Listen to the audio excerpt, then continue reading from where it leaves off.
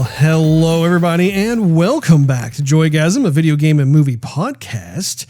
I'm Russ, and he is Steve, and it's Sony's turn to tease us in episode 289 today, September 22nd, 2022. We're going to be getting right into the topic of the day, which is the Sony State of Play September 2022 reactions. But before we do, make sure you click on that subscribe button as well as that notification bell. That way you will not miss a single solitary episode of Joygasm, which drops once a week every week. Now, Steve, I must say, that there were a number of goodies in this particular offering. Of course, Sony has been going through this kind of one-upmanship with Microsoft in terms of like Xbox will have like a little announcement. Yeah. Sony will have theirs. Yeah, a little leapfrog action. But I got to say, in terms of what they had, and it actually wasn't that long. It was only like a 20-minute presentation or so. But what they had to show, there were a number of titles in there that I'm excited about. What say you? Yeah, Russ, there were quite a few of them. I would say not everything. I won't say everything. But yes, there is some stuff that's coming up for El PlayStation that I am looking forward to. That sounded fancy. I might have to buckle up and buy one. Oh, really? I really don't want to go out there. Russ, I want to wait till they're more available. I just don't, I'm not a console hunter. You know what I'm saying? Like, my phone was the weirdest thing to hear you say that. No, I mean, I'm at work and like my phone keeps on buzzing me. Hey, go to Target right now. Hey, go to Costco right now. Hey, go to GameStop right now. I'm like, I can't. And so it's like everyday thing. I'm like, okay, it's 5:30. I wonder if they have any more left. They had like one at 10 a.m. Am I the only one who sends you those notifications, or do you have other people who've been sending you little FYIs? I have an app that will alert me when stores have them. Oh, okay. And then not only does it alert me, but it emails me too. So I get the double alert. Or like I come home and check my email. It's like, yeah, you missed that. You missed that. You missed that. I'm like, well, I got paid, so that's good. But I'm telling you, at this point in time, if you were to buy a PS5, I think right now is kind of like a window of opportunity before the Christmas season hits, because like they're still hard to find, but I mean, like the most recent ones I sent you texts on, like they were in stock. Like I saw them on my machine first, and that's what caused me to text you about it. However, I think you probably only have about a month or so to be able to act upon that before all of a sudden all the parents start going out and snatching the ones that are available up. That's what I'm thinking is like a week before Black Friday. Yeah. Like within November, everyone's like, yeah, why should I buy stuff now? I'm just going to buy it when it's on sale, maybe, on Christmas shopping. And then all the stores will start to die down because no one's buying anything. And that's when I'm going to hopscotch my way on in there and be like, yo, electronics guy. About to make your night and drop 500 smackers. What do you say? I do think, though, in terms of the PS5. What do you think, Russ? I don't think you're really going to have that luxury. I think that's why I'm saying like right now, as in September and into October, like that is your time frame to be able to go in and strike while it's available, because otherwise I think you're going to be hard pressed to find one. And I don't think you want to be in that position, especially when, God of War Ragnarok, which we'll talk about in a bit, is coming out in November. I mean, that's going to be, oof. And you haven't played Horizon Forbidden West yet either. It came out this year. So. Anyway, I have written down most of the games that were in there. I didn't write all of them down because there were certain ones that honestly didn't interest me. And I have a feeling if it didn't interest me, then there's a high probability that it didn't interest you. Having said that, though. And if there is one that you're thinking of that I have not put on my list, you can pipe up and say something about it, Steve. That's the beauty of podcasts. Good stuff. Good stuff there, Russ. So the State of Play kicked off with Tekken 8. Now, the main takeaway that I've had since watching the State of Play is that, and again, this is sounding like a broken record, but I find myself being reminded of this time and time again. It's all about watching these videos in 4K. Yeah. If you watch it during the live stream, or if you watch like a pre-recorded version of it and it's at 1080p, it simply does these titles a disservice because you're not able to like drink in all that next gen visuals. And so typically what happens is like, I would say a few days to a week after like one of these things happens, whether it's a Sony State of Play or Xbox has their own little presentation, whatever, is that then you start seeing the 4K versions become available. And that's when you can really just, for me, like there were games I was already impressed with, and I see the 4K version, I'm like, oh my goodness, this is on a completely different level. Oh my gosh. So Tekken 8 was one of those titles where like, even on 1080p, I was like, okay, this is, they were showing actual gameplay footage. It showed two of the characters. It looked like it was kind of like nighttime-ish on like a washed up beach that had a bunch of craggy rocks and it looked like some shipwrecks in the background, real moody and stuff. And the from just that, I was like, wow, okay, that's looking really nice. And then I saw it on 4K, and the amount of detail in everything is very impressive. It really does cause me to think about how fighting games, one-on-one fighting games, we, like you and I were talking about before we started recording the show, about how, Street Fighter 6, which was not a part of this Sony State of Play, it just looks phenomenal. The fighting games have always had that edge over a lot of other games where, because you're fighting in this limited space, the developers can just cram a bunch of high graphics fidelity into everything. The level of detail is just staggering, and it's no different with Tekken 8. What say you, Steve? Yeah, Tekken 8. The thing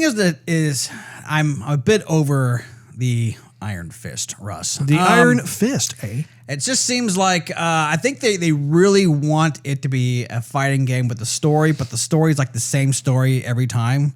Sure. Like, Hayachi is dead, and now he's back, and he's older and more angry. His hair is even longer, spikier, and gray. Jin Kazama has a new brother, and the family is still fighting. Still as dysfunctional as ever. I don't know. I have nothing really bad to say about Tekken. It's just that I really want there to be another Soul Calibur.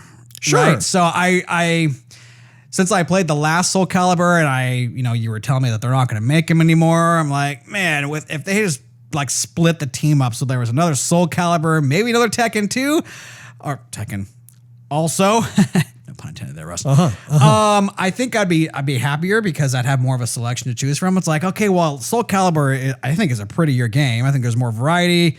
The story probably is not as good, but the game is just so beautiful to play. And even though there wasn't the story elements or the cutscenes, that from other Soul Caliburs, I still just love playing the game itself, which is saying a lot for me because I really suck at fighting games. I don't really care for them all that much. So I was happy to see Tekken, but it's just not something I'm probably not gonna hurry and pick up.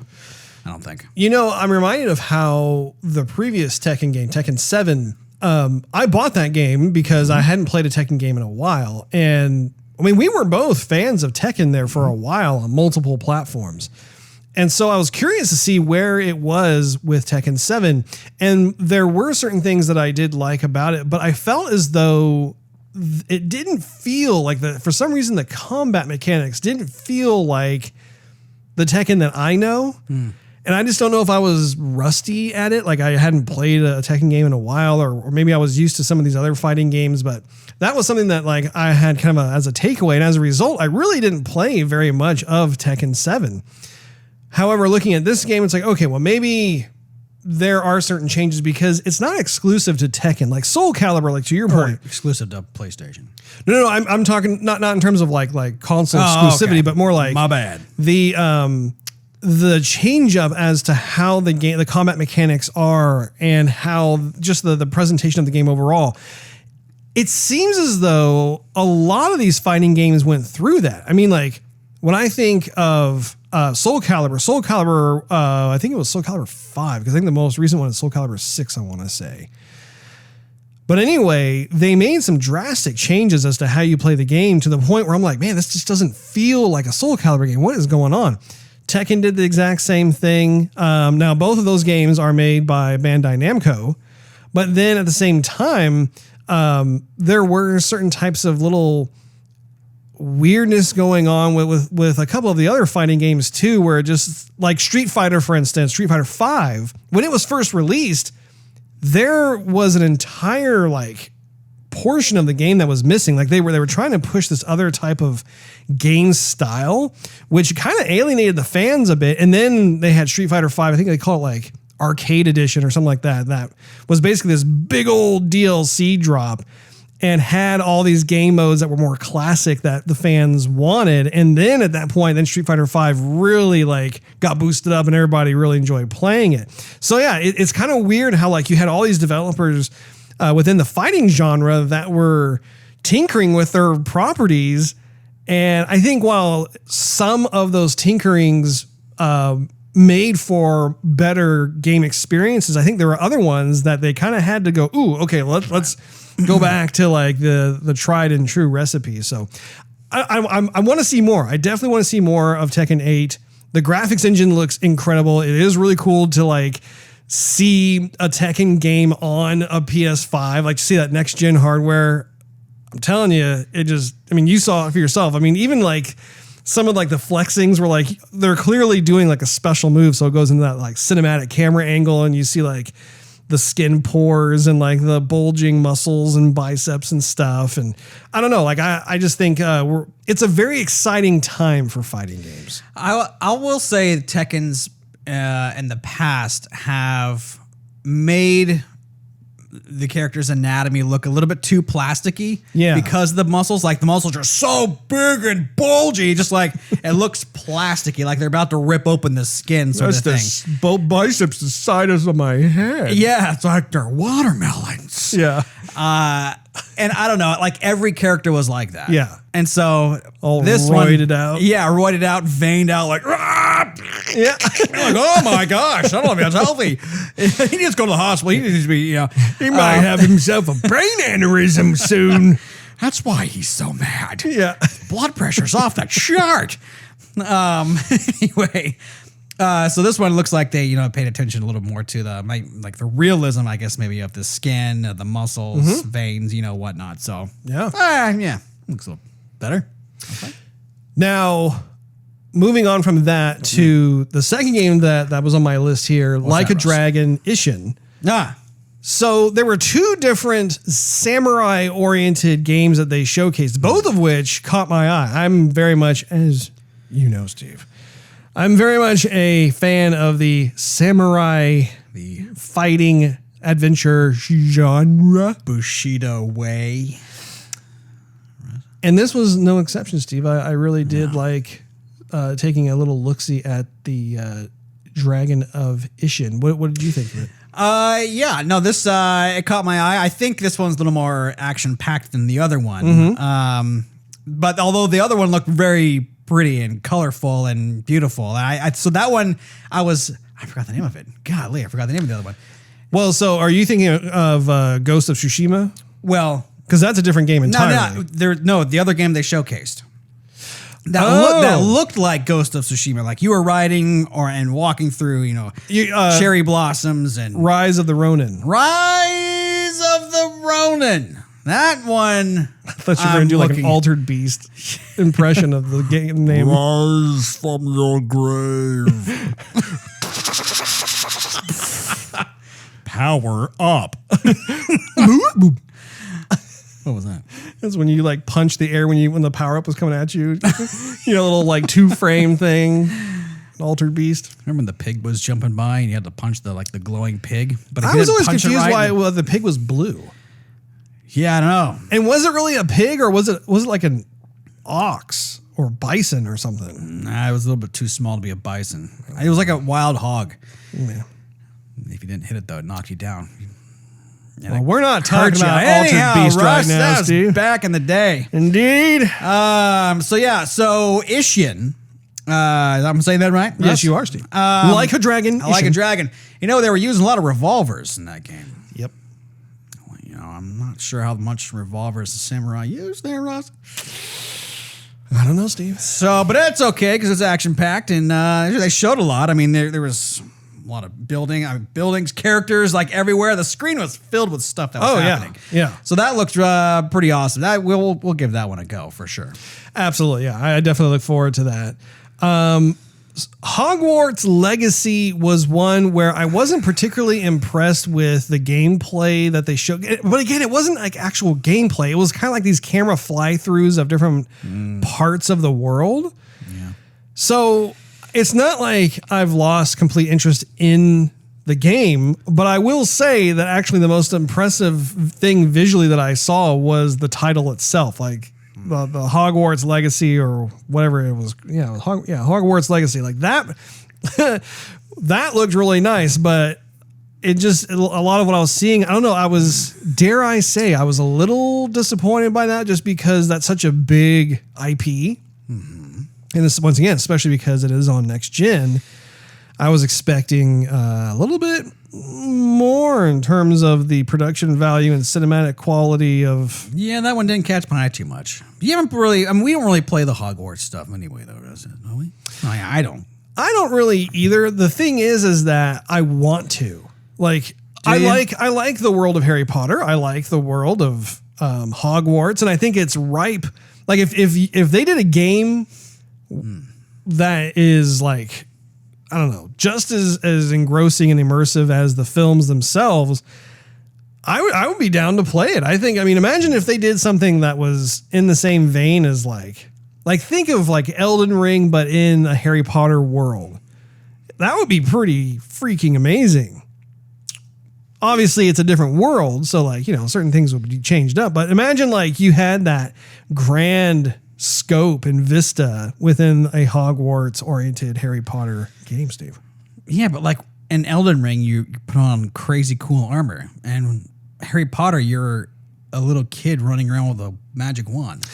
Right, but I'm not saying do like a 1-to-1 ratio. I'm saying like in terms of the overall like grand presentation that Elden Ring has. Imagine taking that same epic approach, but then applying the Harry Potter Hogwarts world. It doesn't mean you have to like put on armor and stuff, but just in terms of like the creative boss fights, the big like castles, the verticality, the open world, all that kind of stuff. I would be interested in checking that out. They're gonna have to do a little bit more than that, though, Russ. I mean, there was nothing in that preview that really grabbed me by the ghoulies. Yeah, I mean, you're giving it a lot of like potential, just imaginatively. Yes, but they got to put it on screen. Russ. Now they had another game called Pacific Drive, which seemed to be a bit of a adventure title. It looked like it was first-person perspective. I didn't see any third-person, but that was the one that it had kind of like the car pulling up to the gas station, and like the character got out in first person and was fixing, I think, the engine or something. But then like, is it the station wagon? Yeah, it looks kind of like cell shaded or something like that. Or it's not exactly cell shaded, but yeah, there's definitely some kind of filter that they have on it. It looks like there's some kind of, I don't know if it's like I don't know time travel or. Like, I don't know what was happening in that. It seemed as though the car itself was like a containment unit to prevent the character from like being affected whenever like there was a disruption in the space-time continuum or something. I don't know, something to that effect is what I gathered. Yeah, like he was driving through what looked like stormy stuff, and then there was enemies or something. I was like, what am I even looking at here? I don't know. They didn't give us anything of the story. Yeah. It's a teaser. Said something is happening and you're in a car and look out. Right. So that one we're going to have to watch and see what happens and wait for like the full trailer before I jump on the bandwagon there. Because there's, I mean, I don't know. I just, yeah. Because there's been other games that look really cool. And then they just kind of fall flat, you know what I'm saying? There have been a number of other games, whether they're for Xbox or PS5, they share a bit of I don't know. It's not like again, it's not a 1-to-1 ratio thing, but it's in the same vein. It's very similar. The names are escaping me for the moment, but I've played other first-person games where it has that kind of filtered look to the aesthetics. It is a very story-driven experience. Sure. This seems to be something of that nature. And if it is, then, you know, I enjoy the other ones that I did play. So we'll just place that game in the wait and see category. We need more info on that. That's right. Need more info, need more story. Yes. What it reminded me kind of, totally, this doesn't remind you. The teaser itself of what they showed reminded me of that game where you're like delivering packages and you gotta look out for the ghosts. We're like, oh, this game looks amazing. It's gonna be great. I'm like, okay, what do? You're like, you deliver packages. I'm like, that's it. And you look out for ghosts. You're like, what was that game called? You're thinking of, oh man, It's got the guy from The Walking Dead in it. Oh, Death Stranding. Yes, that one. So like they were teasing us like, what else is there? And there basically wasn't really all that much more to it. I still need to play through that game. You do. I bought the game and I've just barely scratched the surface on it. Yeah.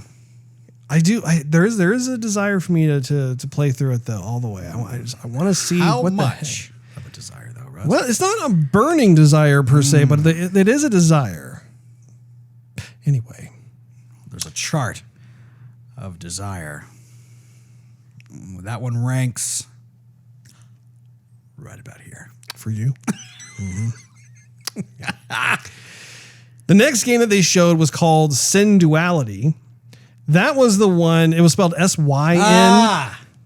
Yeah, that was one of those where they were just showing, like, littering the screen with a bunch of imagery and like, what am I seeing here? Slow it down. Yep. Definitely one of those not JRPGs, but like one of those like Japanese action games. It looks like it had kind of a mech warrior quality to it. Again, I checked it out in 4K. It's a good looking game, and it has that like really nimble, fast moving abilities within the mech, despite it looking like kind of a seemingly lumbering slow beast, but actually it has all these like crazy moves. It's got awesome weaponry. I mean, it just looks like one of those like classic Japanese, like high octane shooter third person games. Now, I'm wondering if they're going to keep it all in Japanese. I don't know. Are they going to like translate it to English? Because there was that one and then Stellar Blade or something where it's like all in Japanese and you're reading subtitles. Mm-hmm. So I'm wondering if they're going to translate that or they're going to translate it, dub it, really. You know, those are the kind of games where honestly I could take it or leave it. I mean, if they decide to put English voiceovers on there, that's fine. If they decide to keep it in Japanese and have the English subtitles, I'm honestly, it doesn't matter to me. Do you have a preference? Yes and no. So, I mean, I kind of get tired of looking at the subtitles. Mm-hmm. However, I will say that when it's the regular casted voices, like it's acted better versus if it's dubbed in like in English. Sure. I don't know why that is all the time, but like when we're trying to filter like our language, maybe we do the different order of words or whatever. Mm-hmm. Like I don't know what it is. It just seems like it comes out wrong versus if it's just in Japanese, it sounds much better. Sure. So there's kind of a pro and a con to either of them. I understand, Steve. Yeah. I understand. Well, I look forward to that one though. Synduality. Again, has like an original look to it, and the gameplay just looks like fun. Looks really fun. Now, did you want to pick that one up yourself, or are you in the wait and see category for that one? That one I'm going to be in the wait and see. I would say I'm leaning more on the side of the Stellar Blade, only because the action, like the one-on-one, like you on the enemy, looked a lot better with that one. It reminded me a little bit of the, you know what the standard is for me with these action games is What was the game that they were teasing where it was like one guy in China who was making the entire game and he was putting like everybody else to shame because the game looked so good. He had like the Monkey King in there, and remember he was taking on that big feral wolf and he could like transform into a little bug and like sneak up. Oh yeah, remember you're talking about Black Myth Wukong. Yeah, that's it. So that's the game that I'm holding that like as a standard. And so I'm like, oh, this one, Stellar Blade, kind of reminds me of the action in that one, almost as if that game was the inspiration. I mean, I'm just totally throwing that out to the wind, but the action style and with those large beasts, I mean, I don't know. I'm maybe way out of left field, but anyway, that game and that trailer reminded me of the one we saw with, that one. I forgot the guys. Black Myth Wukong. You just said it. I meant to hold on to it. It's an interesting title. It's not one that is easily memorable. Rememberable. But yeah, since you're talking about Stellar Blade, that was one of my favorite games that they showed during the Sony State of Play. I really, once again, 4K. If I haven't said it enough, you've got to check it out in 4K. There's so much to appreciate, but it's by a developer called Shift Up. I've never heard of them, and I unfortunately have not had time to actually look them up before the time that we recorded this podcast, but I'm blown away. I think the character designs are really cool, real appealing, real fun. I don't know how many characters there are altogether, but it looks like one of those high production value games that have these crazy, splendid visuals mixed in with some pre-rendered cinematics, and that whole thing too. I mean, it's really fun to be able to check out an original IP like this. Not to mention the fact that it is a PS5 exclusive. So that is yet another game that you can only play on the PS5, which is why you need to get yourself a PS5, Steve. Yeah. So when I watched that preview, it was only in 1080p. Mm-hmm. I didn't watch it in 4K until I got over here. Right. You can see so much more. Yes. I mean, I know you already said it, but I'm just like, I was looking at like a moth to the flame, Russ. Right? Yeah. See so much more happening in the background. You can see so much more happening in the foreground. Yeah. Well, the texture quality and the texture detail alone, you're just like, my goodness. And then you can appreciate the lighting more. There's just a ton in that game. And again, I love the fact that it's an original game. It's an original IP. Like, that's something that I don't know. It's such a high risk for any given studio to take on something that is, it's not for sure thing. Yeah. That one, I wish they would have shown a little more gameplay though. Like if they would have showed quite a bit. They showed like a lot of very brief scenes of different parts of the game. What I'm talking about is like I wish they would have showed like 5 minutes of gameplay. Yeah. So like you're walking through a level, or you're interacting with the different people, or you walk up to the boss and then it initiates the boss fight sort of thing. So you can see more of that, just not like these fragments of imagery flying at you. Sure. Yeah. Yeah. If I had to guess, it may share a bit of a resemblance to like Ninja Gaiden. Oh, good luck with that. I love that game. Game was hard, Russ. It was hard, but man, it's like been one of the best games. It's awesome. Dying all the time. But in terms of the agility, the nimbleness, the different types of move sets you have with the sword, and it looks, I mean, the game that we were checking out, I mean, Stellar Blade seems to have a variety of weapons. It's not just, you have one weapon and you go forth. In addition to the melee weapons, clearly she has access to certain types of technologically advanced guns and who knows what in there. And she had like certain types of like, I don't know if it was like body armor, but there were like moments where she was putting on like some metallic gauntlet stuff and everything. I mean, so clearly these developers are really just having fun in this creative space. Like it's like the sci-fi fantasy world, and I'm on board. I think it's going to be a blast. I mean, every time that we've seen a trailer for this, I'm just like, okay, give me more. I'm pumped. And unfortunately, it's not coming out this year. It's coming out in 2023. It's kind of a common theme. Yes. 2023, 2024, 2025. Indeed. Finally on my list was God of War Ragnarok. Of course. That was one of the big titles that, everybody has been clamoring to see gameplay of. Yes. And Sony Santa Monica Studios has been rather coy in allowing folks to be able to see. Did you just burp right there, Russ? A little hiccup? I did. A little bit. Thanks for holding it in. You're welcome. That one I noticed, the main character, Kratos.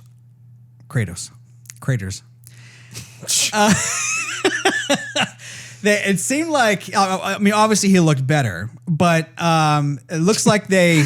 Obviously he looked better. So he looks fine.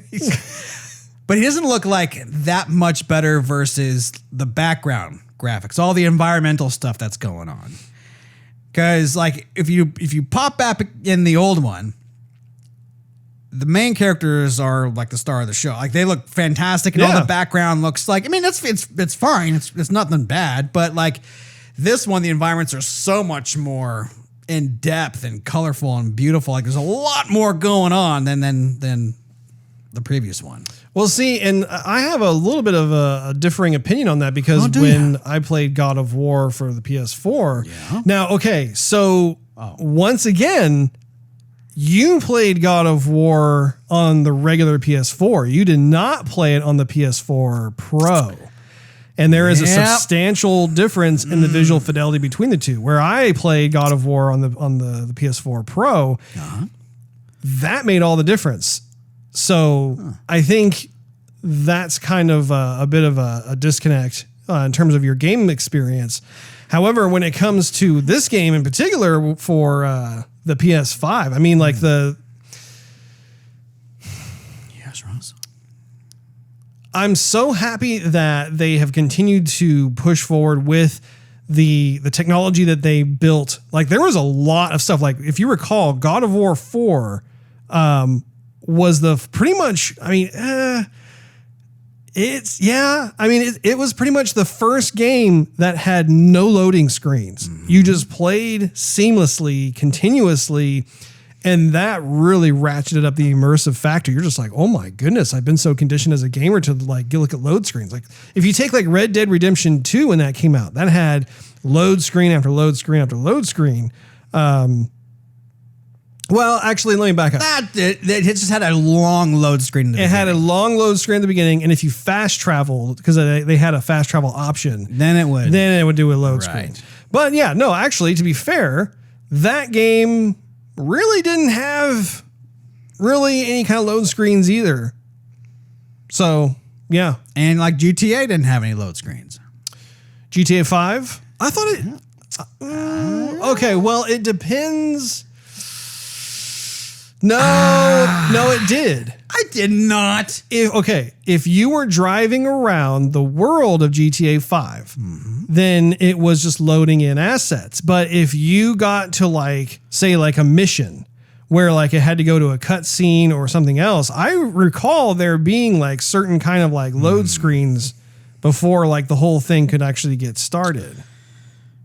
Like very brief. Or maybe like the screen would like go black for a moment or something. Or I think that would happen, like a very long blank. But like it wouldn't be comparatively to the beginning where you're sitting there going like, oh, I'm gonna make a coffee right now. Yeah. You know, it might go black, but then there was hardly any time going by. It would light back up again. I just remember when God of War came out, like that was like the biggest thing where like it was literally like no load times. Spider-Man's another one.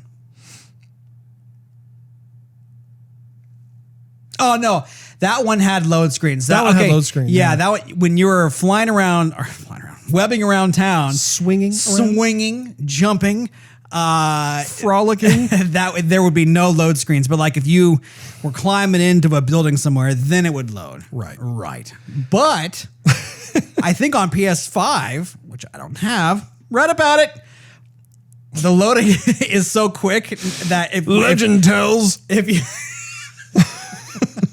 Full folklore back in the day. Yeah. Like if you are jumping like out of a window back into the map, the loading is so quick it just doesn't even cut. It just goes. You just fly right back out. Yeah, I would say like as a whole, the game industry was moving toward this idea of no load screens whatsoever. Yeah. Like loading sucks. It would just go seamlessly. And honestly, I mean, God of War was like that was the big one that just.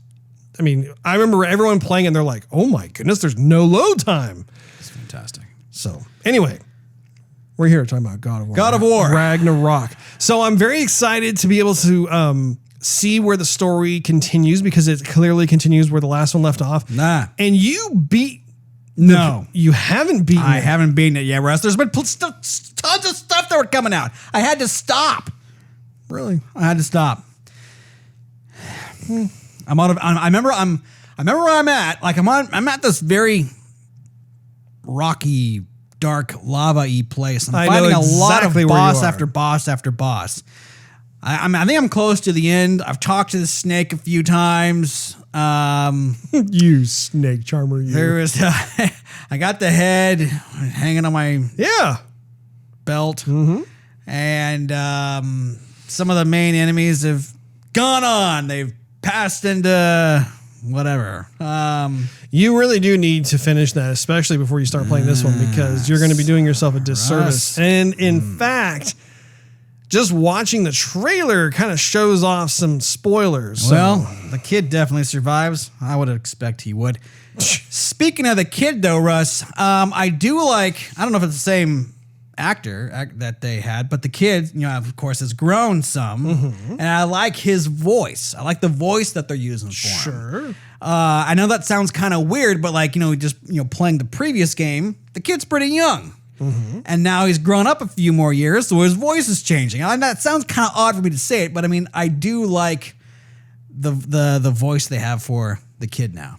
Yeah, no, I like it too. I like how, once again, they are continuing where the last game kind of ended, and it's kind of like, oh, here are, a couple of years later kind of thing. And yeah, I absolutely love the story from God of War 4. I'm sure I'm going to love where they take it in this one. I love the relationship dynamics between Kratos and Atreus.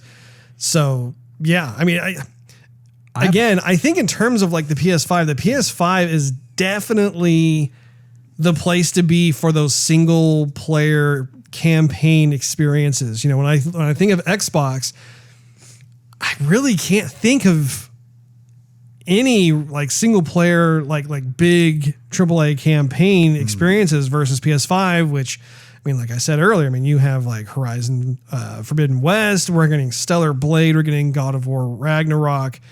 And I'm sure there's a couple of others that I'm totally forgetting at this point in time, but yeah, I mean, it just seems like they have really tidied up that particular genre. So if you like that genre of game, which I do, and I know you do too, I think that there will be a significant amount of those that will only be available on the PS5, which, excuse me, that's okay, Steve.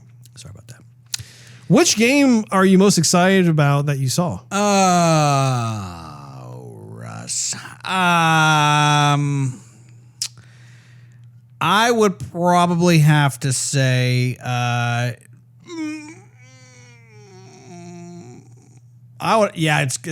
kind of a tie. I'm really excited about God of War, obviously. Yeah. But besides that one, I'd have to say that the samurai one, there are two of them. Not Ishin. You're talking about Rise of the Ronin. Thank you. Was Rise of the Ronin the one where like there's a moment in the trailer where he's like on a hang glider and he's gliding down? Yeah, that looked legit. Yeah, that game looks awesome. Or like he's fighting somebody with a musket and like uses the what's the blade on the musket called? The bayonet. That was just so cool. I'm looking forward to that one. Yeah, that's the one. Yeah, that's cool. I don't mind if that one's all in Japanese, baby. That might even help it out. I probably don't even want that one in English, like, period. Yeah. I mean, watching like Ghost of Tsushima, I would never, maybe on like the third playthrough, I'd want to see it in English. But, I mean, that one's just like your old school samurai, flick. And I don't want to see it. It's perfect in Japanese. Right. Anyway, I can go on for days. I'll stop right there, Russ. Okay. What about you? Well, it's tough for me too. I think that in terms of what they showed, there was it was a strong showing, honestly. I mean, there were a few in there that I was like, I'm not as excited for or whatever. But in terms of to your point, you had Rise of the Ronin, and you had A Dragon Ishin, Pacific Drive looked interesting, Synduality looked interesting, Stellar Blade and God. Honestly, I would say it's a toss up for me between Stellar Blade and God of War Ragnarok, simply because I've already experienced God of War 4, and this is just going to continue with everything ratcheted up to 11. It's going to be fantastic. But then at the same time, looking at Stellar Blade, I'm like, man, it's a looker of a game. Mm-hmm. It's a stunning game. I haven't played it. But in terms of, I think that's the kind of the main question mark I have is, does the game play well or is it clunky? Because if it plays smoothly like butter and you're wielding all that stuff and flipping around and butter, it's totally fantasy sci-fi goodness. Sign me up. It's going to be good. I'll be happy. Yeah. Well, that wraps up this episode of Joygasm. Thank you so much for hanging out with us. If you enjoyed this episode, we invite you to check out patreon.com/Joygasm, where you can enjoy exclusive perks and early access to the show. Not to mention it continues to financially help us do the podcast. Also, make sure you click on that subscribe button and notification bell. That way you will not miss a single solitary episode of Joygasm. And if you are so inclined, you could do a search on your favorite social media platform of choice for @Joygasm TV. We're on all of them. If you want to become part of the Joygasm community, we encourage you to do so. And last but not least, do a search for Joygasm TV on Twitch to see us stream our gaming adventures live every Wednesday night at 9:30 p.m. Central Time. Thank you for hanging out with us, and we will check you again next week.